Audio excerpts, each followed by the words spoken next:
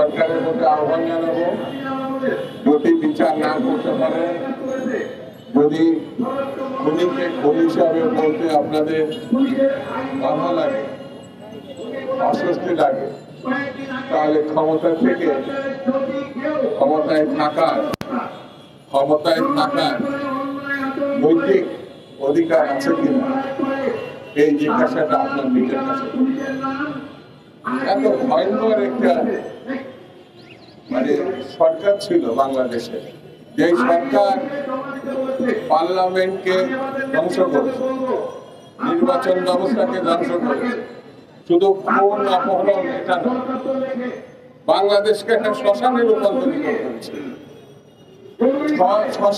যে রাষ্ট্রকে শ্মশান বানিয়েছে, সেই রাষ্ট্রকে পুনর্জীবিত করার জন্য যেসব পদক্ষেপ নেওয়া উচিত ছিল, যে ভূমিকা থাকা উচিত ছিল, আমরা তার লক্ষণ দেখতে পাচ্ছি। বন্ধুরা, আমি এই ঘটনার তীব্র নিন্দা জানাচ্ছি এবং অনতি বিলম্বে শেখ হাসিনা যথাযথ বিচার করে তার এবং তার যে দোষর, খুনি এবং খুনিদের দোষর বিচার করে যথাযথ ব্যবস্থা গ্রহণের আহ্বান জানাচ্ছি। বক্তৃতা আমি বেশি করবো না, কারণ এখানে যারা বক্তারা স্পষ্ট করে বিস্তারিত ভাবে তারা আলোচনা করছে। বন্ধুরা, গতকাল আমরা যে ঘটনাটা দেখলাম 6 মাস পরে, যেখানে মানুষদেরকে নারকীয় ভাবে আটকে রাখা হতো, গুম করে রাখা হতো, সেই জায়গাগুলো সোশ্যাল মিডিয়াতে যেসব ঘটনার কথা আসছে, পত্রিকা আসছে, সেগুলো দুঃখজনক, ভয়ঙ্কর এবং বিপজ্জনক। এখানে যাদেরকে ধরে রাখা হয়েছিল, সেখানে সামরিক বাহিনীর কর্মকর্তারা ছিল বলে আমরা জানতাম।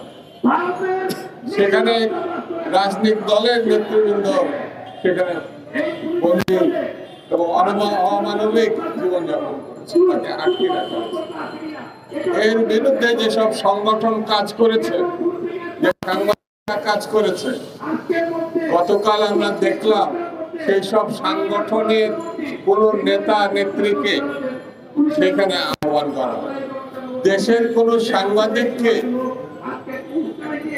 এই আয়নাঘর পরিদর্শনের সময় নিয়ে যাওয়া বিদেশি সাংবাদিকরা, সেটা দুঃখজনক কথা।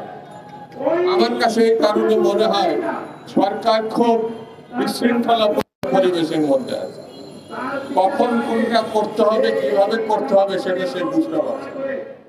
বন্ধুরা, আপনারা নিশ্চয়ই লক্ষ্য করেছেন, এই সরকার, অন্তর্বর্তীকালীন সরকার, একটা ভালো নির্বাচন করে নির্বাচিতদের কাছে ক্ষমতা হস্তান্তর করে বাংলাদেশের গণতন্ত্র প্রতিষ্ঠার পদক্ষেপ নেবে, এটা আমরা জানতাম। কিন্তু প্রতিনিয়ত যেমন শেখ হাসিনা বলতো উন্নয়ন, আর এর কথা হচ্ছে সংস্কার। কথায় কথায় সংস্কার, কোন জায়গায় সংস্কার, কিসের সংস্কার, এটা দৃশ্যমান না। সেই জন্য এই সরকারের ইতিমধ্যেই নানান প্রশ্নের মুখোমুখি হয়েছে জাতির কাছে। আমার কাছে মনে হয়